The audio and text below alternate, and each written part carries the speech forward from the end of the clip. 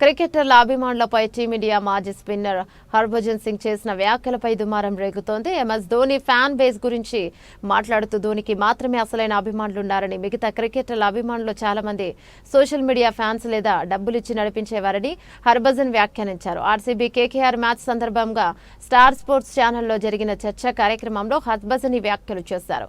ధోని ఎంతకాలం ఆడాలనుకుంటే అంతకాలం ఆడొచ్చు. అభిమానులు కూడా అతను ఆడాలనుకునే కోరుకుంటారు. నా అభిప్రాయం ప్రకారం అతనికి మాత్రమే నిజమైన ఫ్యాన్ బేస్ ఉంది. మిగతా వాళ్ళందరూ సోషల్ మీడియాలో కనిపించే వాళ్ళే. అందులోనూ కొందరు పెయిడ్ ఫ్యాన్స్ కూడా ఉంటారు.